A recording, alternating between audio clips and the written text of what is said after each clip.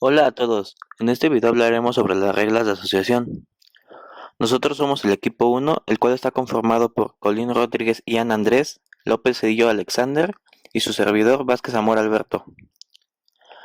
Bien, las reglas de asociación se utilizan para descubrir hechos que ocurren en común dentro de un determinado conjunto de datos. Y sí, no es más que lo que su nombre nos expresa, asociamos unos elementos que nos llevarán a otros. Por ejemplo, si un cliente compra leche, lo más probable es que también quizá compre pan. Pero podemos volverla más precisa. Si un cliente compra leche y pan, lo más probable es que también compre mantequilla. Esto lo notaremos por eficiencia así.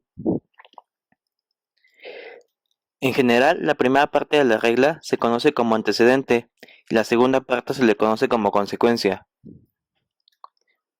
Las reglas de asociación nos permiten encontrar la combinación de artículos o ítems que ocurren con mayor frecuencia en una base de datos transaccional, además de medir la fuerza e importancia de estas combinaciones. Métricas de interés.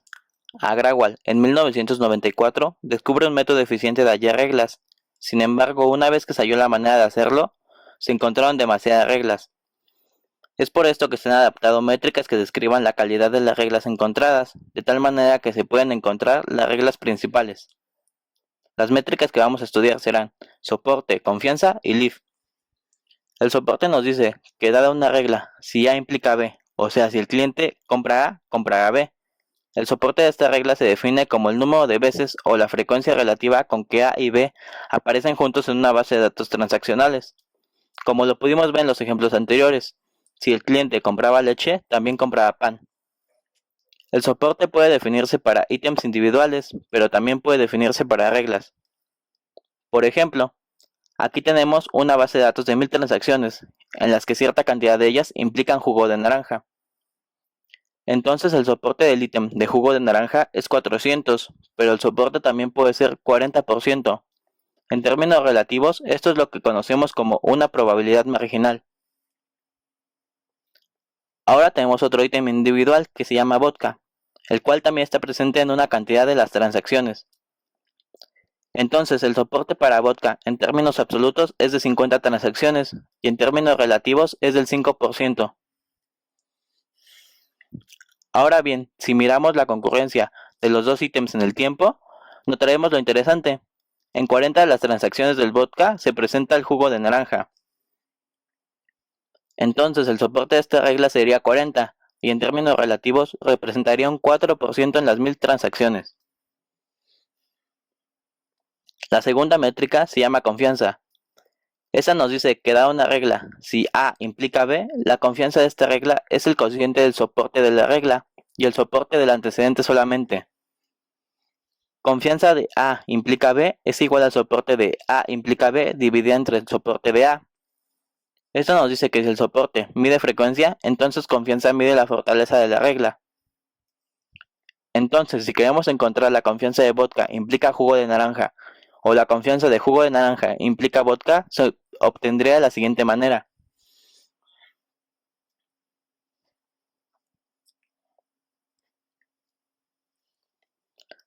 La tercera métrica que estudiaremos se denomina leaf. Esta nos ayuda a filtrar las reglas que nos pudieron aparecer por pura casualidad. Leaf está definida de la siguiente manera. Leaf A implica B es igual al soporte de A implica B dividida entre el producto de los soportes individuales. Entonces, si leaf es igual a 1 o está muy cerca de 1, nos indica que la relación es producto del azar. Pero si el leaf está por encima de 1, indica una relación bastante fuerte, controlada por la frecuencia con que ambos ocurren. Y si el leaf está por debajo de 1, indica una relación débil, obviamente controlada por la frecuencia con que ambos ocurren. Tengan en claro que las reglas de asociación lo que tratan de medir son las relaciones fuertes. Entonces, si calculamos el lift de la relación entre el vodka y el jugo de naranja, nos damos cuenta que el resultado es igual a 2, por lo cual podemos decir que es una muy fuerte relación.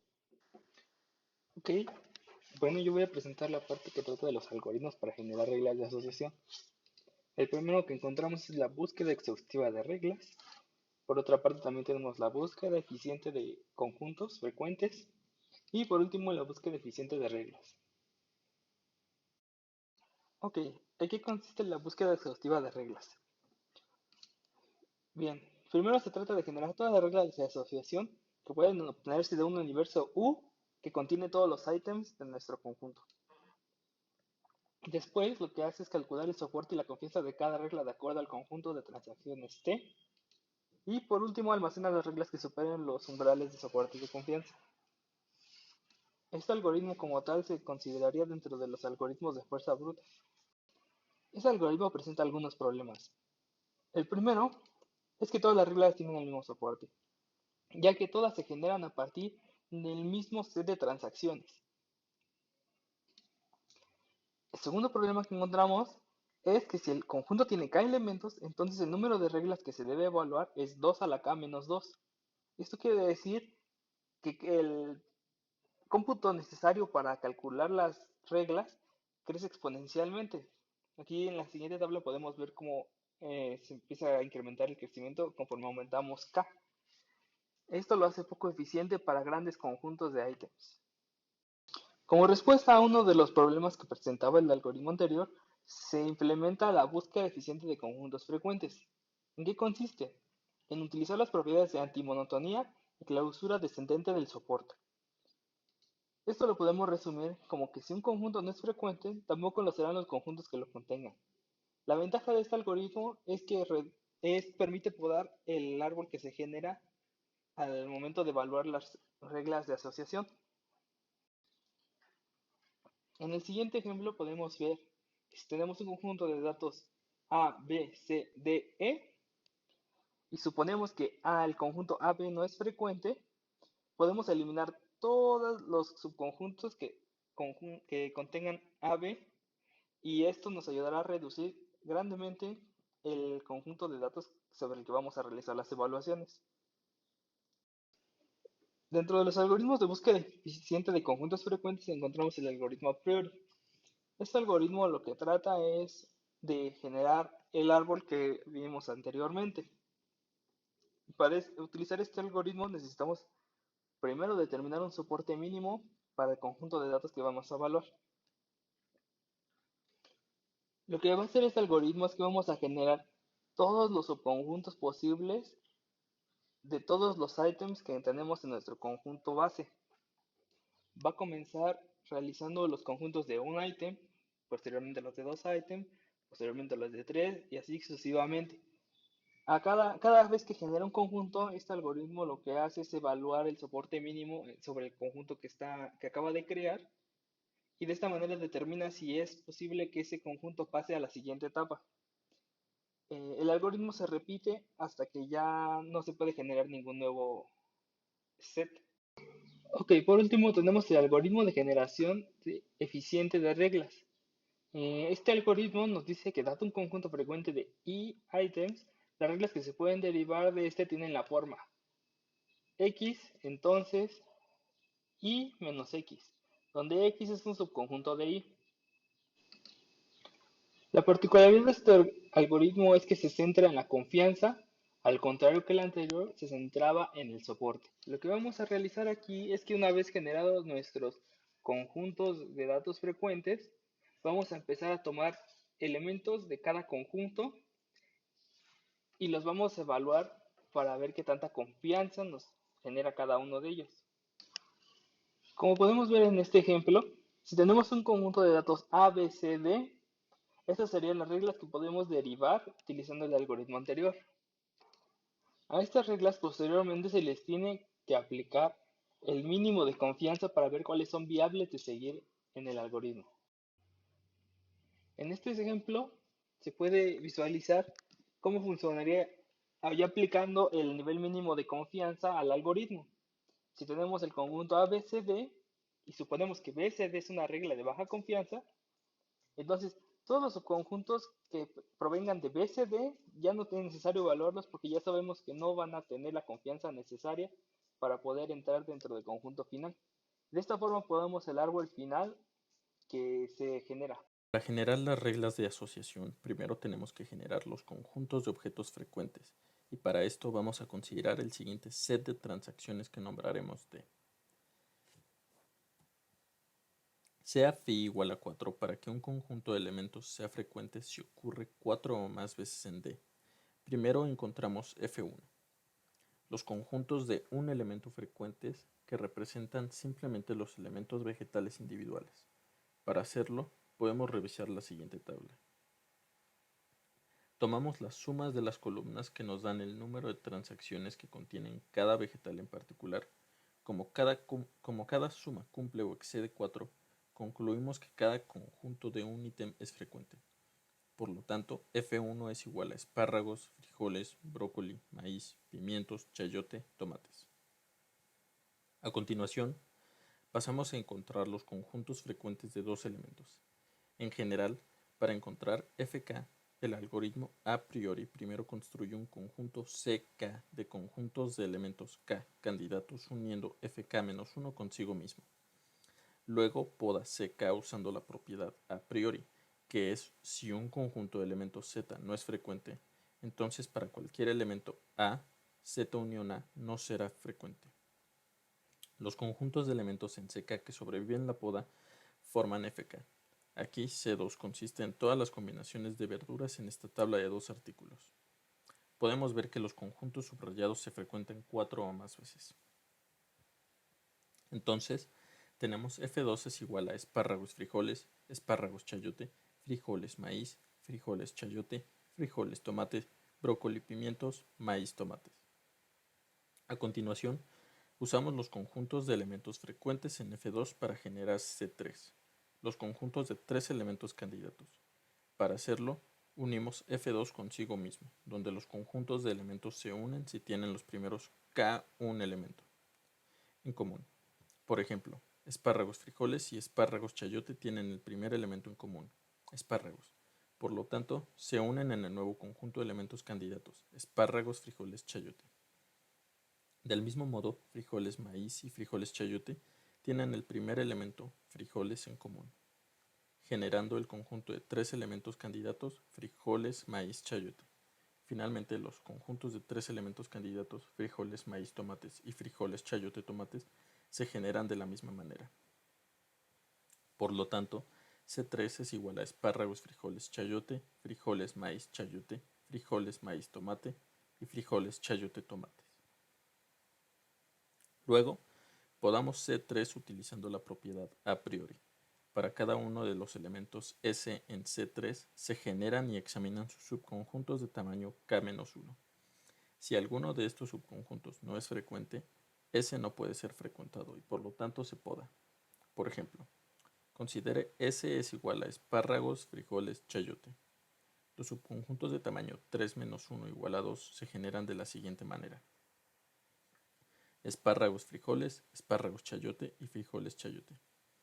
Aquí vemos que cada uno de esos subconjuntos suceden más de 4 veces y por lo tanto S es igual a espárragos, frijoles, chayotes, no se poda. Sin embargo, consideremos S es igual a frijoles, maíz, chayote.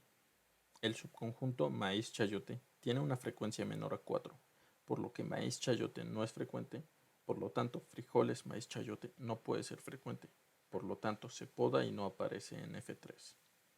Consideremos también S es igual a frijoles, chayote, tomates. El subconjunto chayote-tomates tiene frecuencia 2 y por lo tanto no es frecuente. Nuevamente por la propiedad a priori, su superconjunto frijoles, chayote, tomate no puede ser frecuente y también se poda y no aparece en F3. Todavía necesitamos verificar el recuento de estos conjuntos de elementos frecuentes candidatos. El conjunto de elementos espárrago, frijoles, chayote aparece 4 veces en la lista de transacciones, pero frijoles, maíz, tomates aparece solo 3 veces. Por lo tanto, el último conjunto de elementos candidatos también se poda, dejándonos con un conjunto único de elementos frecuentes en F3, espárragos, frijoles, chayote. Esto completa la tarea de encontrar los conjuntos de elementos frecuentes para los datos del soporte de vegetales D. A continuación, pasamos a la tarea de generar reglas de asociación utilizando los conjuntos de elementos frecuentes.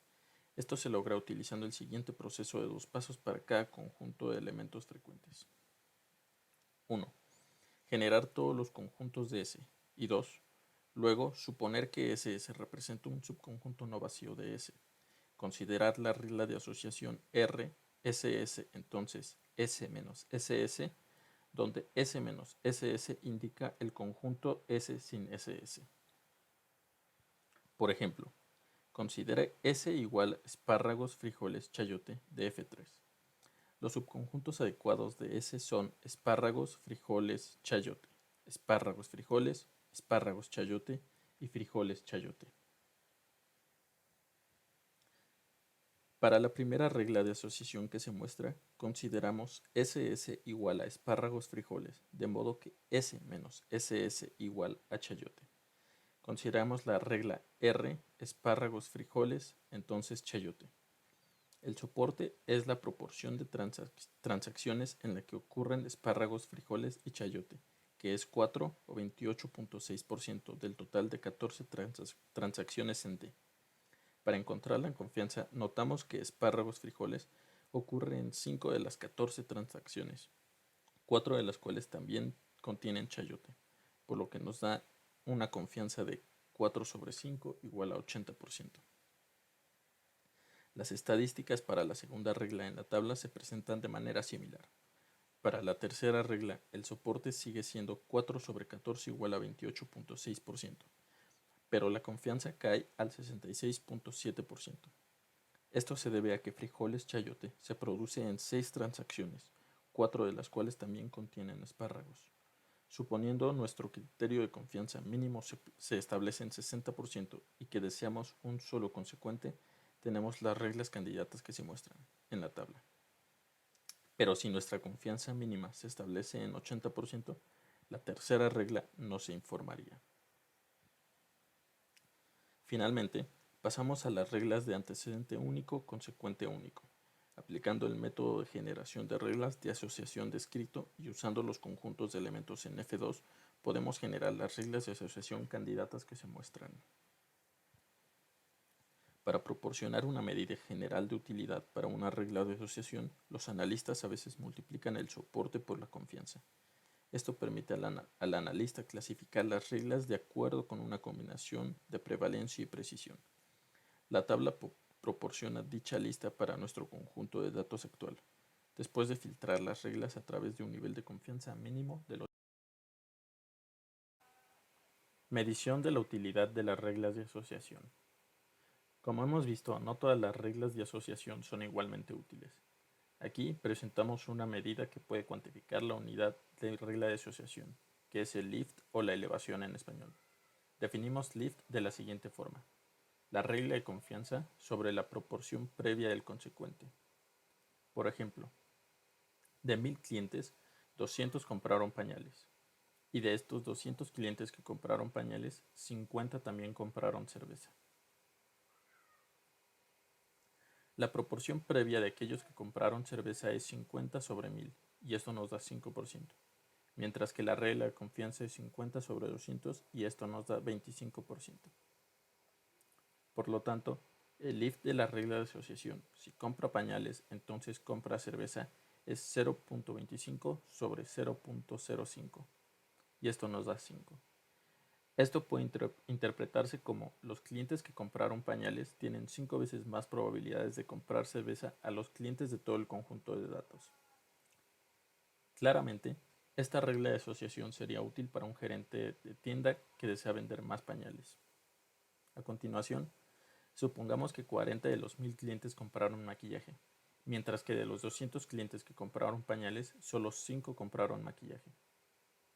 En este caso, el lift de la regla de asociación, si compra pañales, entonces compra maquillaje, es 0.025 sobre 0.04. Esto nos da 0.625. Por lo tanto, los clientes que compran pañales tienen un 62.5% más de probabilidad de comprar maquillaje que los clientes de todo el conjunto de datos. En general, las reglas de asociación con valores de lift diferentes a 1 serían más interesantes y útiles que las reglas con valores de lift cercanos a 1. ¿Y por qué las reglas con valores de elevación cercanos a 1 no son útiles? Recordemos la definición de confianza para la regla de asociación, si A entonces B. La probabilidad de B o A es igual a la probabilidad de A intersección B sobre la probabilidad de A.